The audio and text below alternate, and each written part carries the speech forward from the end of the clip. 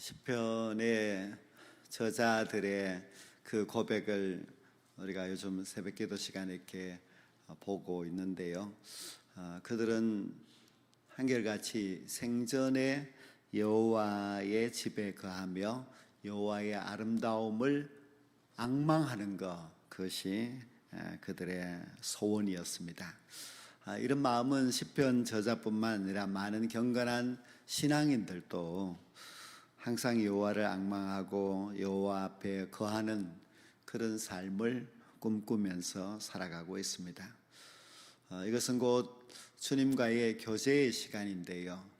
특히 여호와의 전에서 주님을 앙망하면서 주님과 교제하는 그러한 삶은 우리 모든 신앙인들의 간절한 바람이고 또 그 삶이 우리에게 믿음 안에서 참 행복입니다. 근데 우리 삶에 이런 주님과의 교제의 시간이 있을 때에 일어나는 변화가 있습니다. 물론 여러 가지 변화가 있습니다만은 그 가운데서 가장 중요한 것은 주님과의 교제한 성도는 항상 이 귀한 복음을 누구에게 전할까 하는 전도의 열망이 생기게 되어 있습니다. 우리가 가까운 친구들과 함께 어느 곳으로 여행을 하여서 거기서 아주 즐거운 시간을 보내었다면 반드시 누군가에게 그 즐거움의 이야기들을, 더 좋은 장소를 말하고 싶은 것은 당연합니다. 자기가 정말 행복한 추억을 쌓았다면 그것을 그냥 자기 혼자서 간직하고 있는 것이 아니라 누군가에게는 말하고 싶은 그런 욕망이 있는 것이 당연한 이치입니다. 지난주 수요일 말씀에도 보았지만은 수가성 우물가에서 예수님을 만났던 여인이 왜 마을로 들어가서 자기의 신분도 잊은 채 사람들에게 예수님을 전했습니까? 그렇게 한 이유는 그가 예수님을 만나고 난 이후에 너무 감격스럽고 좋았기 때문에 자신이 만난 그 행복과 또 자신이 만난 예수 그리스도를 사람들에게 전하고 싶은 그런 마음이 생겨서 그렇게 한 것입니다. 누구든지 그렇게 주님과의 교제가 있으면은 그 교제의 깊은 감동, 기쁨을 누군가에게 전하는데 그것이 곧 전도가 될 수가 있습니다. 구약 성경에 보면은 모세는 시내산 위에서 하나님과 교제의 시간을 가지고 내려올 때에 그 얼굴 광채가 너무 빛나서 사람들이 그냥 바로 눈으로 보기가 힘들었습니다.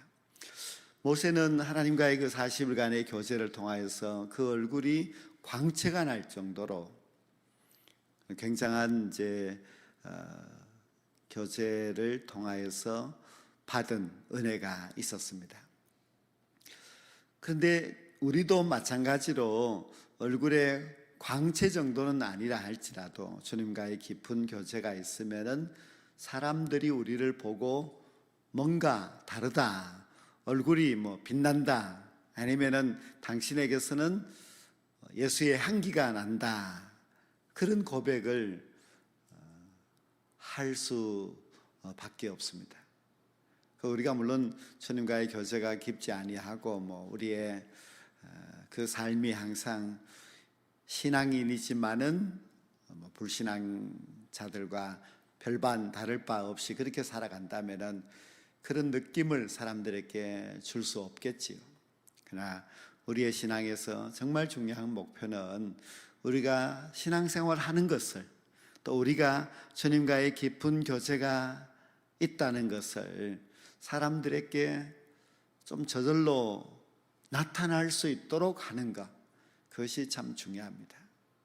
그래서 사람들이 오랜만에 너를 만났더니 너는 뭔가 달라진 것 같아, 이유가 무엇이지 하고 물어볼 수 있는, 너 예수 믿지 그런 정도가 아니라 너 예수 믿더니 달라진 것 같다, 그렇게 될 때에 우리는 저절로 말할 수 있고 전도할 수 있고 또 예수 그리스도를 증거할 수 있는 그런 삶이 될 수가 있습니다.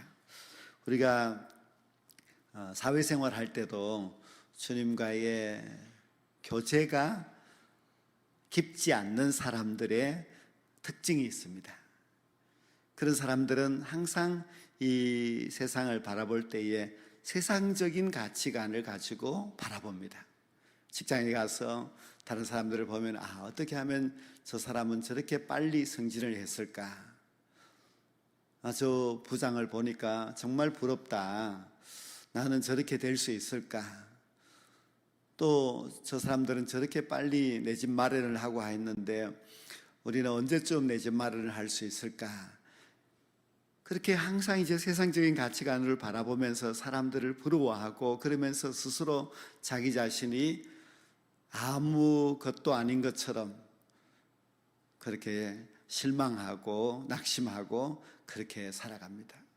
그 세상적인 가치관을 보면은 항상 그것이 물질적인 것이고 또 어떻게 하면 내가 저렇게 빨리 출세했을까 하는 그런 기준을 가지고서 항상 그 생각을 하면서 살아가게 되지요. 그러나 우리가 주님과의 깊은 교제가 있다면은 신앙적인 가치관으로 사람들을 보게 됩니다.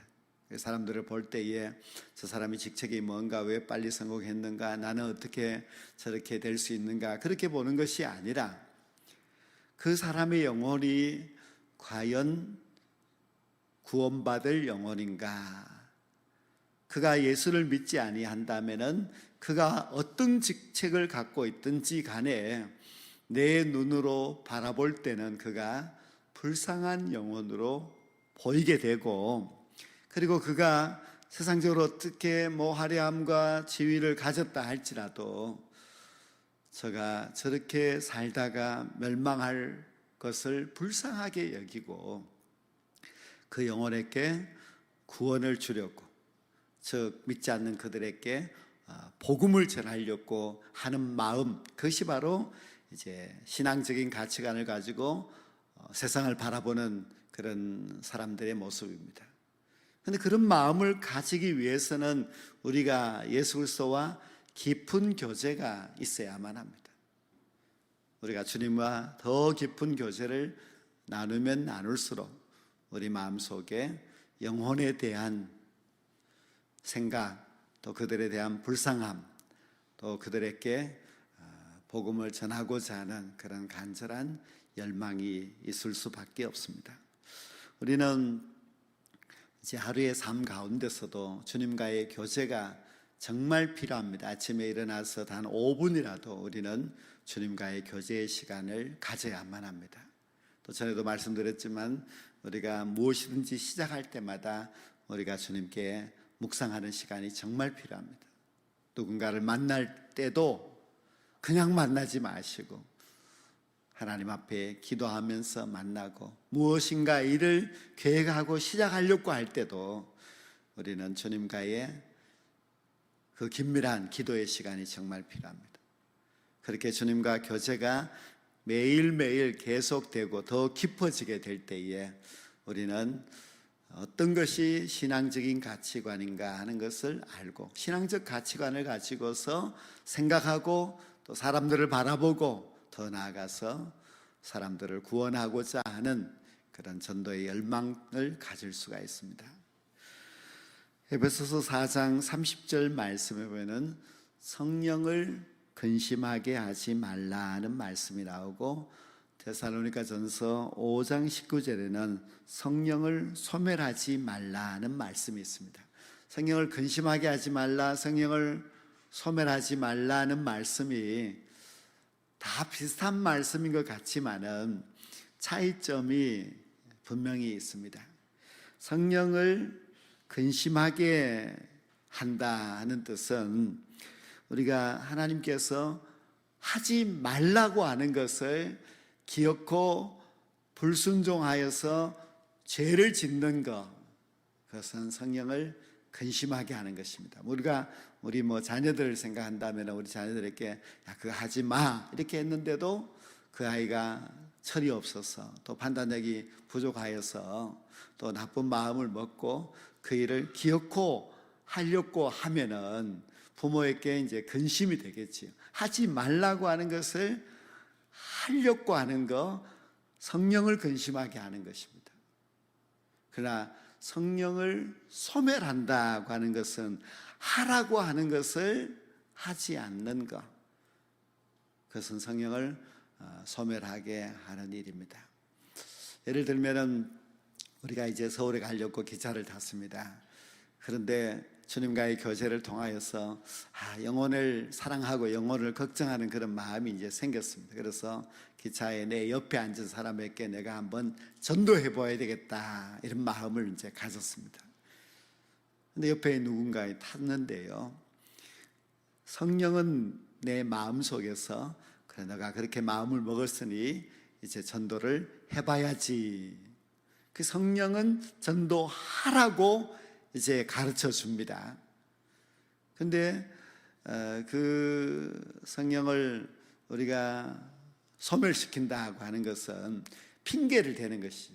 전도하려고 한번 턱 쳐다봤더니 인상이 너무 무서워요. 이 사람은 안 되겠구나 이제 포기를 합니다.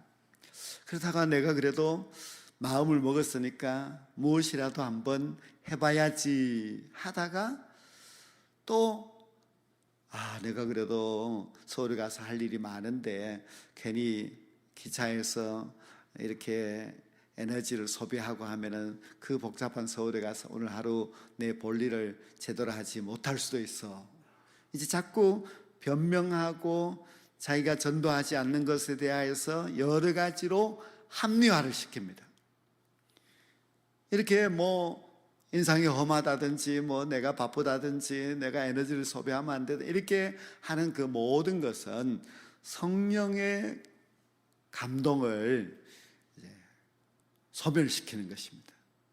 성령을 이제 소멸하지 말라 그렇게 말씀하셨는데요, 성령을 소멸하는 그 행위 역시 성령을 근심하게 하는 것이나 성령을 소멸하는 것이나 이것도 다 하나님 앞에서 별로 신앙적이지를 못하고 옳지 못한 우리의 신앙의 모습입니다. 우리는 전도할 수 있는 많은 기회가 있지만은 참 여러 가지로 미루거나 변명을 합니다. 성령은 지금 하라고 말씀하고 있는데 그 말씀에 순종하고 그 성령이 주시는 감동을 따라서 실천하는 사람은 성령을 소멸시키는 자가 아니라 성령에 순종하는 사람이 되고 성령의 순종하심을 따라서 살아가게 되면은 결국 우리가 전도도 할 수가 있습니다. 우리가 이제 전도의 계절을 맞이하여서 전도에 대하여서 말씀을 들거나 아니면 우리가 하루의 생각 속에서 많은 생각을 이제 할 수 있겠지요. 그때 성령께서 우리를 때로는 강하게 때로는 생각나게 이렇게 하실 때에 우리가 그것을 소멸시키면서 살아가는 경우가 참 많습니다. 예를 들면은 이제 전도 대상자를 대신자를 이제 작정해야지 이렇게 하다가도 또 다음 주에 하지 차차 생각해보고 기도해보고 하지 이러면서 자꾸 이제 미루는 것입니다. 그래서 제가 오늘 구미시민교회 갔다가 깜짝 놀랐습니다. 거기는 태신자 작정했는 걸 벽에다가 이제 다 붙여놓았어요. 근데 대충 헤아려봐도 한 3,000명 정도 되더라고요. 그래서 이번에 전도잔치에서 구미시민교회가 제일 재미를 보겠구나 그런 생각을 하였는데요. 아이들부터 시작해가지고 자세히 들다 보니까 세탁소 아저씨도 적어놓고 어린 아이들은 또 보니까 외할아버지도 적어놓고 이름도 모르니까 그냥 다 적어놨어요. 옆집 강아지 이런 건 없는데 하여튼간에 그 가게집 누구 아저씨 이런 것도 적어놓고 적어놨더라고요. 그런데 여러분들도 우리 교인들은 또 이름을 밝히는 것을 싫어한다고 그래 이야기도 들었어요. 내가 전도할 대상자를 작정하는 거, 그것을 붙여놓는다고 하니까 이제 싫어할 수도 있긴 있습니다만은, 꼭 싫어하면은 이제 옆집 아저씨 이렇게 적든지 뭐 하시든지 그래도 될 것 같아요. 그렇게 작정한다고 하는 것은 참 중요하고, 성령께서 그런 마음을 주실 때에 여러분들께서 그것을 순종하는가, 그것은 성령의 제 명령에 따르는 것입니다. 오늘 본문 말씀을 보면은 빌립 집사님이 나옵니다. 우리가 빌립 집사님이 초대 예루살렘 교회 7 집사 가운데 한 사람이라는 것을 잘 알고 있습니다. 근데 이 빌립 집사님이 참 대단한 것은 예루살렘 교회에서 직분을 받고 사마리아로 파견을 나가서 사마리아 성에 가서 전도를 하여서 사마리아 성에 복음의 역사를 일으키고 아주 전도를 잘 했습니다. 그래서 이 사도행전 8장 말씀은 빌립 집사님이 사마리아의 복음을 전하여서 열매 맺는, 세례 주고 막 열매 맺는 그런 사건을 이제 기록하다가 갑자기 26절 말씀에서 주의 사자가 빌립에게 일어나서 남쪽으로 향하여 예루살렘에서 가사로 내려가는 길까지 가라, 이렇게 했습니다. 성령께서 이제 주의 사자를 통하여서 이제 가라는, 일어나 가라는 그런 명령을 내린 것이지요. 그런데 이 예루살렘에서 가사로 가는 그 길은 뭐 교통의 요충지도 아니고 사람들이 많이 다니는 그런 대로도 아니고 그렇습니다. 아주 사람들이 거의 없는, 여기 설명이 붙어 있기를 그 길은 광야라, 그렇게 설명이 붙어 있습니다. 전도를 하려면 사람이 있는 곳에 가야 하는데 사람도 없는 광야로 빌립 집사님에게 가라고 했습니다. 한창 지금 이 사마리아에서 전도의 열정을 가지고서 부흥을 일으키고 있는 이 귀한 지도자 빌립 집사님에게 광야로 가라고 하는 것은 어떻게 생각해 보면 성령께서 주시는 그런 명령이 아닌 것 같습니다. 뭔가 하나님께서 지금 착오를 해서 잘못 명령을 내린 것과 같다, 이런 생각이 얼마든지 들 수 있는 그런 명령이었습니다.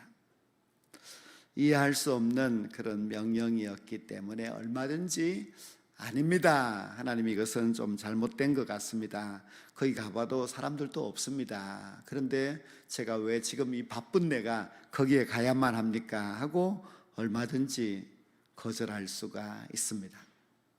그러나 빌립은 어떻게 했습니까? 그는 일어나 가라 해서 27절 보면 일어나 가서 보니 에디오피아 사람, 곧 에디오피아 여왕 간다게의 모든 국고를 맡은 이 관리 네시가 예루살렘에 왔다가 돌아가는 그를 만난 것입니다. 근데 이 에디오피아 네시는 이미 믿으려고 준비가 잘 되어 있는, 마치 뭐 손만 대면은 뚝 떨어질 잘 익은 이삭과 같은 사람이었습니다. 그래서 이 에디오피아 네시께 다가가서 전도하여서 그 자리에서 세례까지 주었습니다. 그 성령께서 빌립에게 광야로 가라고 하는 것은 세상적인 가치관으로 본다면은 이건 좀 잘못된 명령이기 때문에 순종을 안 하는 것이 더 나은 것 같았지만, 그러나 성령의 역사를 거스리지 아니하고 갔더니 이제 에디오피아 네시가 예수님을 믿는 역사가 일어났습니다. 뭐 한 사람은 그가 믿었다고 무슨 일이 있겠어 할 수 있겠지만 그렇지 않습니다. 아프리카가 복음화 되는 데에 이 사람이 중요한 역할을 하게 됩니다. 이 초대교회는 이제 예루살렘에서 시작하여서 유다로 사마리아로 복음이 전파되기 시작하였지요. 물론 아프리카도 복음이 전파되어서 점점 이제 복음의 영역이 아프리카, 유럽, 아시아로 퍼져나가게 되는데 아주 이 빌립이 중요한 그런 역할을 했습니다. 그리고 마지막 절을 보면은 역시 성령께서 이제 지시를 함으로 인하여서 빌립은 아수도에 나타나 여러 성을 지나고 또 복음을 전하고 가이사라까지 이르는 것을 볼 수가 있습니다. 이 주의 성령이 이끄는 대로 이 빌립이 가는 것을 볼 수가 있습니다. 광야로 가라고 가면은 전도할 사람이 잘 익어 있는 그런 열매가 기다리고 있습니다. 성령께서 우리에게 가라고 할 때에 가면은 그 열매를 우리도 딸 수 있습니다. 그 열매를 우리가 꼭 주님께로 인도할 수가 있습니다. 비록 그가 한 명이라 할지라도 이 한 명이 에티오피아를 기독교의 국가로 만드는 아주 큰 역할을 할 수 있습니다. 그러므로 우리는 성령이 들려주시는 음성에 순종해야만 합니다. 성령께서는 우리에게 전도의 대상자도 가르쳐 주시고 또 가야 할 그 때도 가르쳐 주시고 또 가면은 전도할 수 있는 그 방법도 다 가르쳐 주십니다. 저도 지난 주간에 이제 이 핸드폰을 이렇게 보면서 아주 7년 8년 전에 우리 교회 좀 나오다가 안 나오는 사람에게 이제 카톡을 보냈더니 굉장히 반갑게 이제 대답을 하고 해서 이제 이야기를 주고받고 어떻게 지내느냐 뭐 하고 이렇게 이제 해서 꼭 이렇게 우리 교회 이렇게 좋은 일이 있고 하니까 다시 교회 오라고 그렇게 이제 권면을 했습니다. 이제 그가 올지 안 올지는 이제 그때 돼 봐야 알기는 압니다만은 그래도 그렇게 찾아낼 수 있었다고 하는 것도 참 고마운 그런 일이고 또 그가 그런 이제 마음이 또 그런 생각을 갖고 있는 그런 것들도 참 이제 잘했다 하는 그런 생각을 하게 되었습니다. 아무튼 그 먼 기회를 통하여서 여러 번 물론 말씀을 듣지만은 오늘 말씀에서는 성령의 인도입니다. 성령은 항상 우리에게 인도해 주십니다. 그 인도에 소멸하지 말고 성령의 인도에 순종하게 된다면은 우리도 한 사람을 광야에서라도 만날 수가 있습니다. 기다리고 있는 그 영혼 그들에게 가야 하는 것은 우리의 사명입니다. 에티오피아 내시처럼 몰라서 궁금해서 묻는 사람이 있을 것입니다. 그들에게 줄 수 있는 말씀도 성령이 우리에게 가르쳐 주십니다. 복음을 전할 때에 반드시 잘 익은 그 열매가 우리에게 들어와서 우리가 수확할 수 있는 그런 놀라운 역사가 일어나게 될 줄로 믿습니다.